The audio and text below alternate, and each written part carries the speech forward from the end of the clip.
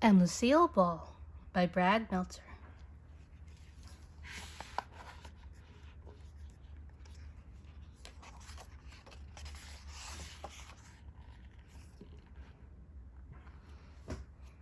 I am Lucille Ball. When I was a little girl, my mother tried to dress me in ribbons and bows, but I was different from other girls. My idea of fun was horsing around with my dad. He used to throw me up to the ceiling, always catching me and making me laugh. Put her down right now. That's not a game for a proper girl. I don't think this one's a proper girl. Look, I'm a pelican. I lay eggs on your head.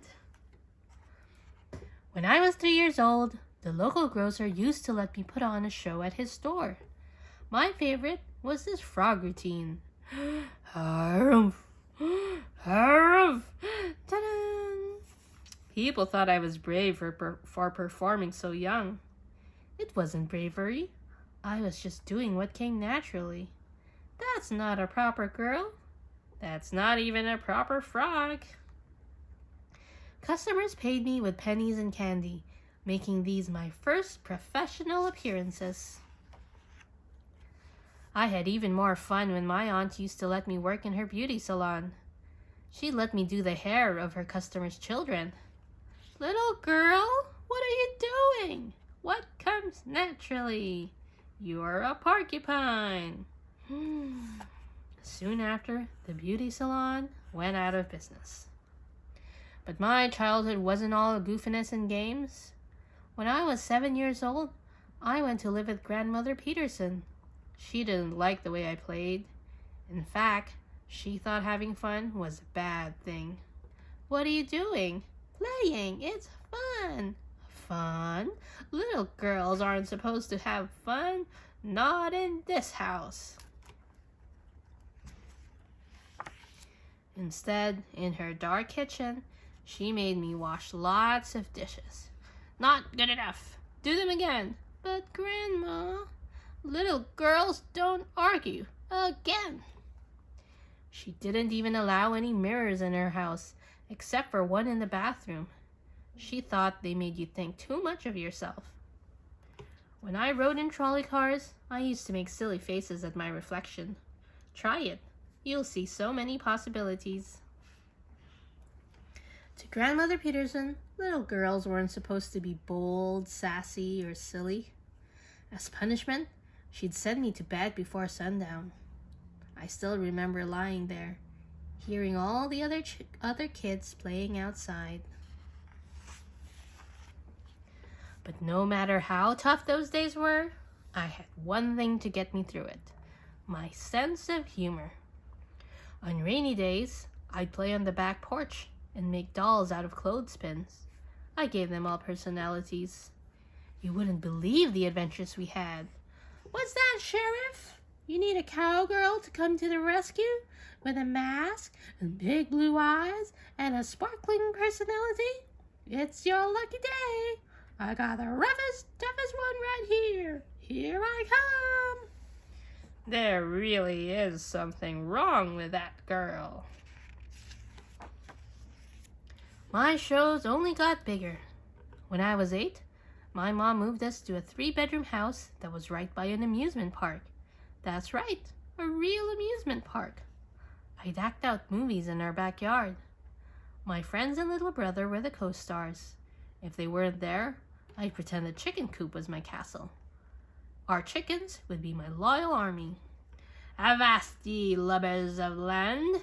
'Tis I, Peggy Leg Lucy. I've come for your treasure. First mate chicken face. Second mate chicken stink. Get your men ready. On 3, attack! Wah! Is she talking to those chickens? The crazy part is, I think they're listening. By the time I was 12, I realized there was real power in making people laugh. The principal of my school, a man named Bernard Drake, realized it too. He was the very first person to label my wild and fun behavior as talent. That's what you have, Lucy. Work hard at it. When you do, people will pay attention. I took his advice. The next year, a friend and I put on our first amateur production, a play called Charlie's Aunt. It was the very first time I felt that wonderful feeling that comes with getting laughs on a real stage. How much did I love it? To have that starring role, I sold the tickets, swept up after, even turned out the lights. No matter what your dream is, if you want it, you have to work for it. So that's what I did. Was I a bit too enthusiastic? Sometimes. When I was 15, during one musical, I did a dance with so much excitement, I fell into the orchestra pit and dislocated my arm. I think something's in my tuba. That's her head. That's my head. By the way, your breath smells like gorilla burps. When I was 17, my mom sent me to a fancy acting school in New York City. It didn't go as I had planned. Speak clearly. Say water and horses. Water and horses. I said water and horses. That's what I said. Water and horses. How Midwestern. You have to change that. Can't you be a proper girl like your fellow student, Bette Davis? The teachers made fun of how I spoke. They said I had no talent, that I couldn't sing and couldn't dance. All the other girls laughed at me. They were tall and beautiful. I was funny and different. Of the 70 students accepted to the school, they narrowed it down to 12. I didn't make it. I failed. Sorry, kid. You're not what we're looking for. From there, I tried being a dancer. Sorry, kid. You're not what we're looking for. But nothing much changed. Sorry, kid. You're not what we're looking for. I never let it stop me. At one point, I was so poor, I was down to my last 4 cents. That's it, 4 pennies. To eat, I'd wait for a customer to leave a restaurant. Then I'd grab their leftover food before it got thrown away. I went to so many tryouts, I even wore out my shoes. What are you doing? Stuffing newspaper in the holes. I need to keep going. But no matter how hard I tried, the message never seemed to change. You're a nice kid, but you just don't have it. Why don't you go home and raise a big family? Eventually, I did find work. And then, with a bit of luck, I finally got my first big break in the movies. I was 21 years old and selected to be one of the girls in the background of the movie Roman Scandals. As the director came to inspect us all, I grabbed some red crepe paper, tore it to shreds, licked it, and... Here he comes! Lucy, what are you doing? Just what comes naturally. Ta-da! Oh, you're a funny kid. What's your name? Lucille Ball. I stood out from the crowd that day. From there, I got my first on-screen acting credit in a short football comedy starring the Three Stooges. Hey guys, what are you? Nick, nick. This girl's funny. Splat. Most girls didn't want those slapstick parts. I loved them, and I knew how to make them even funnier. If you flinch when the pie hits you, the audience doesn't laugh as hard. I never flinched. It goes back to those days when my dad threw me in the air.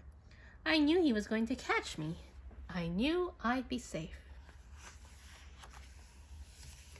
In time, that confidence led to the one role that changed my life. I had left movies and was working in radio. Then CBS had a brand new idea for a TV show. It'll be a comedy about this wacky redhead and her husband. Great! I'll star in it with Desi Arnaz, my real Cuban musician husband. Babaloo! Lucy, it'll never work. There's no way the American people will watch that kind of couple. To prove them wrong, my husband Desi and I took our show on the road. We turned it into a vaudeville act. Vaudeville was an old kind of show with lots of funny skits. They call me Sally Sweet on the Queen of Delancey Street. When I start to dance, everything goes chick chicka boom, chick chicka boom, chick chicka boom. That is not a proper girl. Isn't it great? It became such a big hit, CBS decided it was ready for TV. We asked for one thing, to film the show in front of a live audience. Hearing that audience, people at home would really feel the laughter. Places, everyone!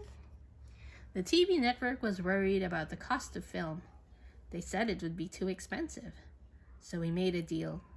They could pay us less money, but the show would belong to us. On September 8, 1951, the bleachers filled up by 8 p.m. I Love Lucy was ready to go, and there was nothing proper about it. Every episode, Lucy and Ricky, along with their best friends Ethel and Fred, would get into a crazy adventure. If one piece of candy gets past you into the packing room unwrapped, you're fired. Rap, rap, this isn't so bad. Gah, it's getting too fast. Ack, gulp, gulp, gulp, gulp, gulp, gulp, gulp, gulp, gulp. Here she comes. Ah. Every week, America tuned in to see what Lucy was up to. They wanted to see what new trouble I'd get into. Yes, buy Vitamita Vegemin. It's a great big bottle of Vitamina Megamin, Mita Vata Mitimap, Vitamita Vegemin for health. And they wanted to see who else would show up. We had famous guest stars like Harpo Marx and Superman. That's right, Superman. Between 1952 and 1953, though the first TV bosses said no one would be interested, 2 out of 3 households with TV sets were watching I Love Lucy on Monday nights. Call Dr. Harris, the baby's coming! What was the secret of the show's success? It was a thing I'd learned all those years ago. You can always find a laugh in what everyone else is taking so seriously. Today, people call me the greatest comedian of my time and one of the most beloved entertainers ever. But I was also the first woman to run a major Hollywood studio. Did you know she was nominated for an Emmy Award 13 times and won 4 times? And that she has 2 stars on the Hollywood Walk of Fame? She even had her own postage stamp. I just like that people still dress as her for Halloween. Remember when I said the TV show belonged to us? Our studio, Lucille, used the money from I Love Lucy to produce other shows like Star Trek and Mission Impossible. Nice outfit. You too. In life, people put me down because I was different from everyone else. They didn't like the way I looked, or the way I talked, or even the way I was always clowning around. This isn't a joke. Don't let other people change you. There's no such thing as a proper girl or boy. Be true to who you are. Go look in the mirror. When someone puts you down, that's who'll pick you up. When you look sad, that's who'll help you laugh it off. To find happiness in life, you have to do what you do best. Trust me on this. Every time you look in that mirror, your possibilities will be endless. She really got her own museum? Yep. She even got the Presidential Medal of Freedom, the highest civilian award in the United States. Look, I'm doing what comes naturally. I'm wearing your stamps. You got moxie, kid. Don't be afraid to stand out. Do I got moxie too? No, you got stamps in your head. You look like a flower. I am Lucille Ball. I believe that humor can take on anything. We all need laughter, every single one of us. And for the best comedy, people have to believe in you.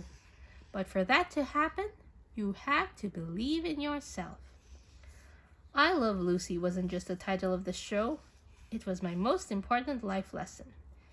In this world, the person you need to love most is you. Love yourself first, and everything falls into line. Lucille Ball. That's a real picture. Lucy and Desi. Lucy, age 2. A famous scene from I Love Lucy. The end.